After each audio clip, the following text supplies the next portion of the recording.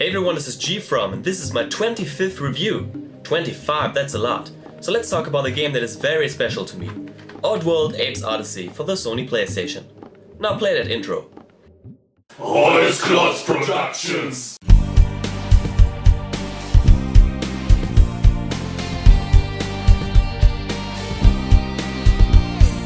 GFrom, the gamer, the legend, he's come to show you the way in this world of games. GFrom reviews.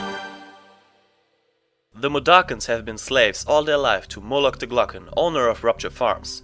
Rupture Farms is the biggest meat processing plant on the planet Oddworld, and they are getting into trouble. The ingredients of their major products, scrap cakes and paramite pies, are running out, and the meat monkeys are not available anymore. A Modakan called Abe is working late one night. He discovers that Moloch plans on using the Modakans as his new meat product called Modakan Pops.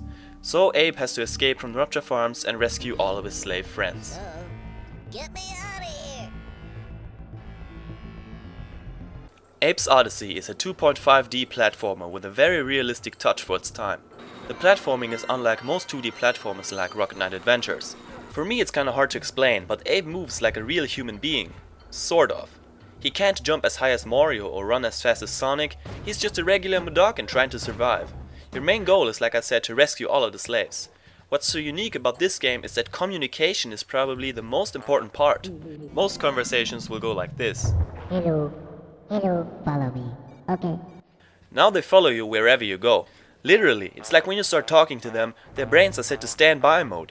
That's why you not only have to get past the obstacles yourself, but also kind of guide the others in order to save their stupid lives.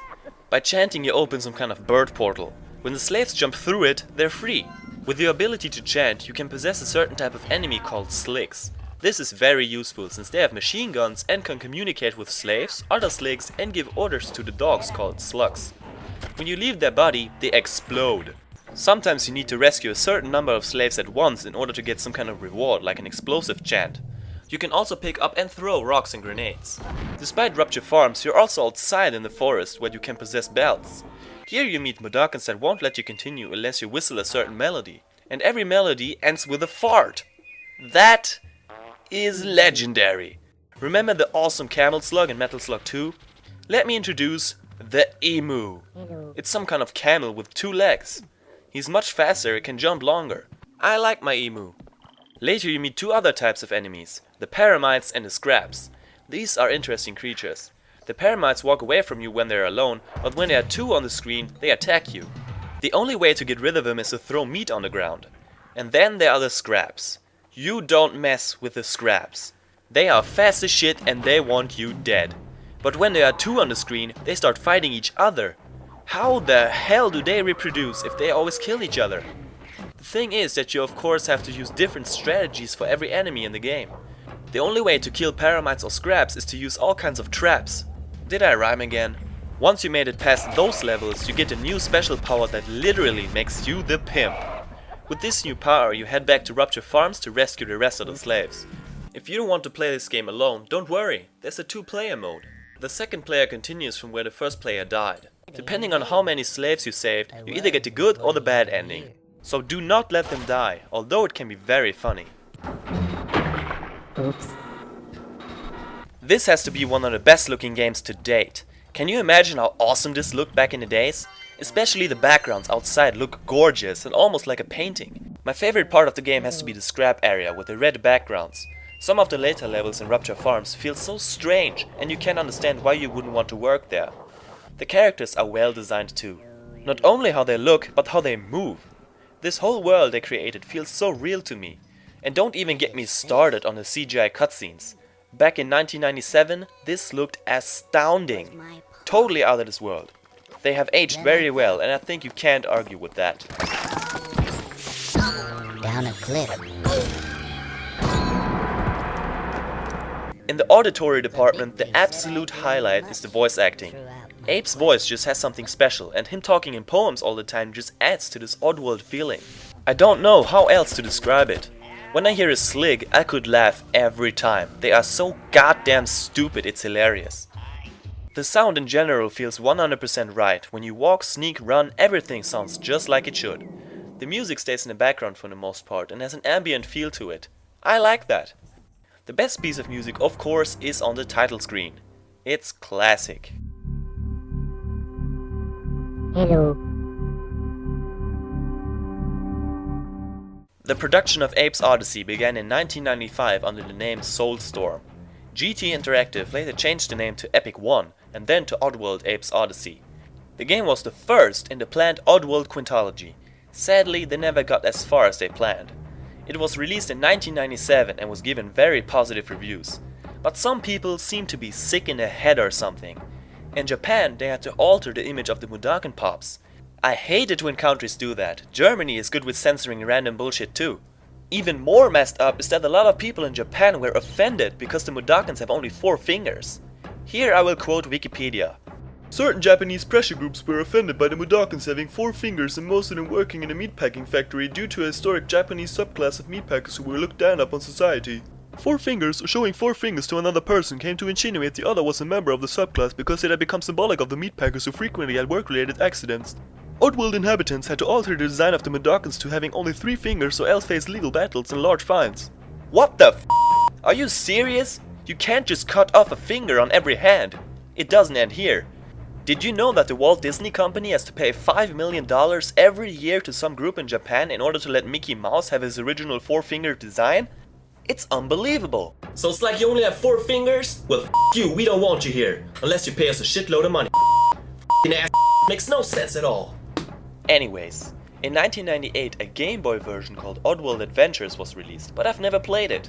And in 2012 an HD remake is going to be released. I hope they don't mess it up. There are a couple of cheats for this game, including being able to watch all of the cutscenes and select the levels. I'm only giving you the most important one, the fart cheat. Go to Options in the main menu and hold R1. Then press up, left, right, square, circle and X. Now you can not only see your fart, but it's green! Believe me, it makes the game 10 times better. Something bad about Oddworld? Really? Yes. Let's start with the complaint probably everybody has. The save system sucks. You can save whenever you want, but when you load your game, you're at the latest checkpoint again. Because of that you sometimes have to repeat long parts you've already been to. If that wasn't bad enough, the saving itself is weird. You can't simply overwrite your old file. No! First you have to delete it and then you can save. This takes way too long and it's very annoying. I just said something about checkpoints. These can be very unforgiving. Some parts are ridiculously hard and way too long. You made it past several screens, die and have to start all the way back at the beginning of the stage. Not always, but it happens. For the most part, you must be absolutely perfect. One wrong step and you're toast. There are so many things you have to memorize and dying all the time and repeating such long parts can be tedious and frustrating. It gets too difficult way too fast. And this is something that hasn't got anything to do with the game itself, but with my disc. Over the years, it has got a few scratches. While playing, the game crashed several times and I saw some really strange bugs. I think I should take more care of my games. Despite the trial and error nature of this game, I pretty much enjoyed everything about the gameplay. The controls are tight, game speak is fantastic and the presentation is perfect. The fact that you go from screen to screen was a great choice because you get to enjoy each screen individually. It's also the little things that make this game so unique. Riding the emu is a part I highly enjoyed. I love taking control over a slig and tell the slugs to eat another slig. Being difficult isn't a bad thing, not always. In this case, it's so difficult at times that you just want to run away and beat up a tree. But it almost never feels unfair. When I died, it was my fault, although I hate to admit it. You have to understand how this game works, how the enemies react, and that the slaves are basically brain dead. The storytelling is excellent, and Abe is one of the most likable characters ever. Said our land was changing, was imbalanced at best. He told me my fate was to rescue the rest. Oddworld Abe's Oddysee is a masterpiece. It's not perfect by any means, but there's just no game like this, with the exception of the sequel. This is not the type of game everyone enjoys, but once you get into it, you don't want to stop playing. If you like quote-unquote slow platformers with realistic physics, there's no way you can give this one a pass. I think everyone should at least try to play it. I usually don't play these type of games, but I've always liked Oddworld. This was the first PlayStation game my dad bought back in the days, so I played this game basically within a year after it came out. Back then it was too hard for me, but now I'm a little more skilled. Still, this is a pretty tough one.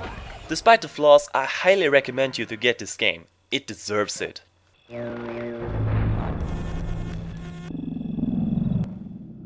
That's it for this year. Thanks for watching, I hope you liked my review, and check out Abe's Oddysee, although I had a hard time to describe it. Feel free to rate, comment and subscribe. Next up, well, watch the video in the description and you know what to expect at the end of the year. I'll see you later, have a nice day.